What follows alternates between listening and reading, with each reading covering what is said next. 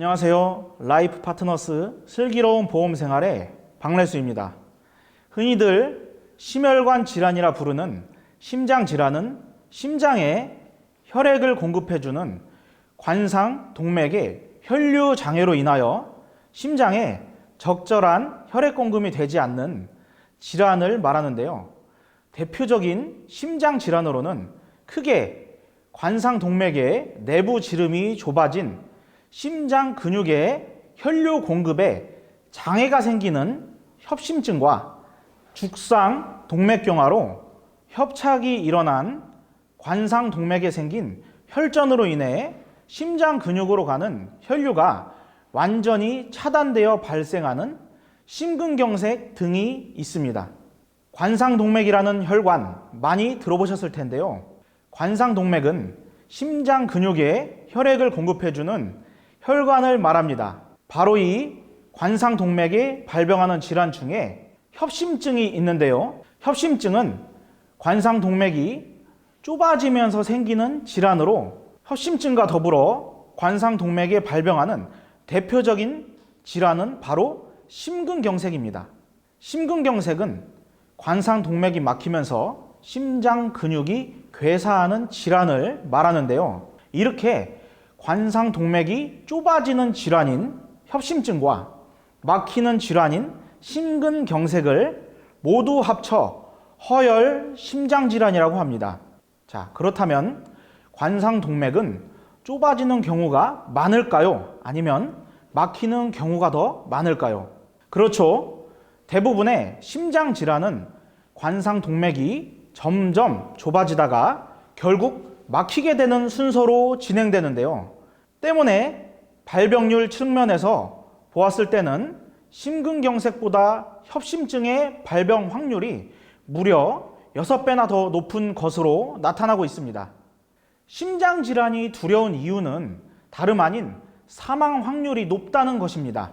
실제 2018년도 통계청의 사망 원인 통계에 따르면 심장질환이 주요 사망 원인 2위로 조사되었으며 연도별 인구 10만 명당 심장질환 사망자 수는 갈수록 증가하는 추세입니다.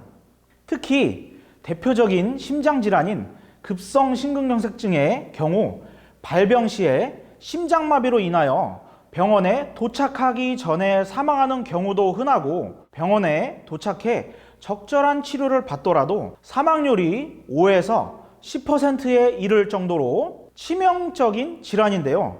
특히 심장질환은 고액의 치료비용은 물론 후유장애로 인한 재활비용이 많이 소요되는 중증 질병으로도 유명합니다. 매년 환자 수의 꾸준한 증가를 보이고 있으며 동시에 진료 비용의 규모 역시 늘어나고 있는 추세입니다.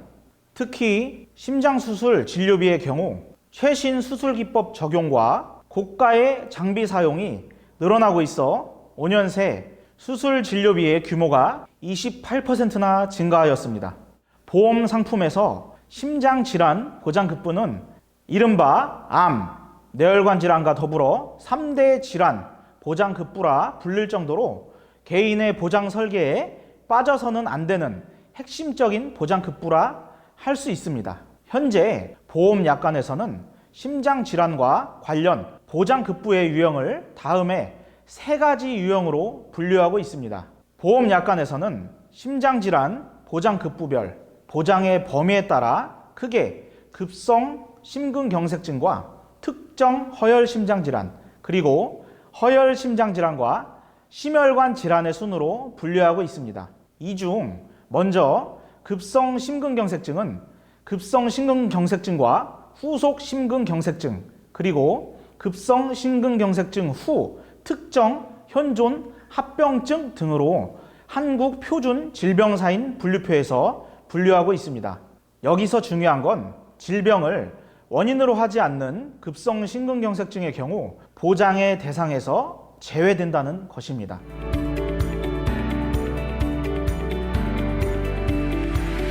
국가통계 포털의 통계 자료에 따르면 전체 심장질환 사망률의 67.3%는 다름 아닌 급성 심근경색증이었는데요. 반면 심장질환 사망 원인 중 그 어디에서도 협심증을 찾아볼 수 없다는 점입니다.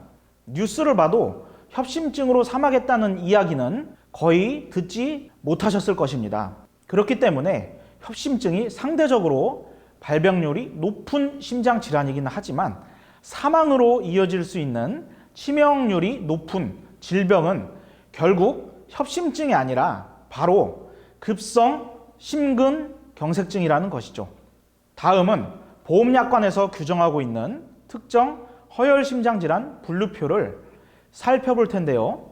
보시는 것처럼 앞에서 살펴본 급성심근경색증 분류에 더하여 기타 허혈심장질환과 만성 허혈심장병 등이 보장 내용에 추가되어 있습니다. 따라서 보험약관상 특정 허혈심장질환의 보장 범위는 협심증을 제외한 나머지 허혈심장질환 전부라 보시면 됩니다. 우리나라의 경우 전체 허혈심장질환 환자 중 급성심근경색증 환자의 비중은 5명 중 2명에 불과했습니다. 반면 앞에서도 말했듯이 전체 허혈심장 질환 중 협심증이 차지하는 발병 빈도가 가장 높은 관계로 보험사에서 이에 대한 진단비 청구 빈도 역시 협심증이 가장 많은 것으로 나타났습니다.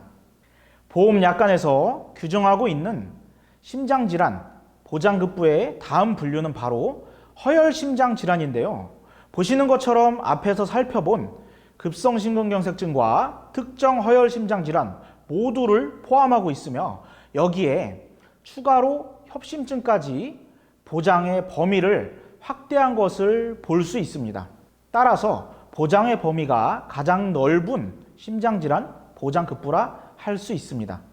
보험약관에서 규정하고 있는 심장질환 보장급부의 마지막 분류는 바로 심혈관 질환입니다. 이 보장급부는 최근 일부 손해보험사에서 신규 출시한 보장급부로 앞에서 살펴본 허혈심장질환 보장 범위를 파격적으로 확대하여 발작성 빈맥과 심박세동 등 조동, 부정맥과 심부전 등에 이르는 심장질환 전반에 대한 보장이 가능한 급부입니다. 따라서 현존하는 보험사 보장급부 중 가장 넓은 심장질환 보장 범위에 해당하는 급부라고 할 수 있겠습니다. 자, 그렇다면 협심증 보장은 필요하고 급성심근경색증 보장은 필요가 과연 없는 것일까요? 보장에 좋고 나쁨은 있을 수가 없겠죠. 협심증이 발병률 측면에서 중요한 급부라면 심근경색증은 치명률 측면에서는 매우 중요한 보장급부라 할 수 있습니다. 한번 생각해 봅시다. 혈관이 좁아져서 죽을까요? 아니면 막혀서 죽을까요? 다시 말해 협심증으로 죽을까요? 아니면 급성심근경색증으로 죽을까요? 그렇습니다. 허혈심장 질환으로 인한 주된 사망 원인은 바로 급성심근경색증입니다. 때문에 협심증이 치료 비용을 걱정해야 하는 질환이라면 급성심근경색증은 치료 비용은 물론 재활 비용과 사망 시에 가족의 생계비까지 고려할 아주 가장 중요한 질환이라 할 수 있습니다. 심장질환은 발병 시에 사망률이 매우 높은 만큼 실제 발병하였을 때 치료 비용과 간병 비용은 물론 사망으로 인한 경제활동의 영구적인 중단으로 인한 생활 비용 손실까지 야기될 수 있는 중증 질병이라 할 수 있습니다. 따라서 급성심근경색증을 포함한 협심증 등 허혈심장질환 전반에 대하여 보장하는 진단비 보장급부를 중심으로 발병 시 경제적인 손실에 대비해야 한다는 점 꼭 알아두시기 바랍니다. 라이프 파트너스 슬기로운 보험생활 이번 시간은 여기까지입니다. 보험가입 전후에 사항들에 대해서 더 궁금하신 분들은 상담 전화나 톡 문의 주시면 더 자세히 상담해 드리겠습니다. 시청해 주신 여러분 감사합니다.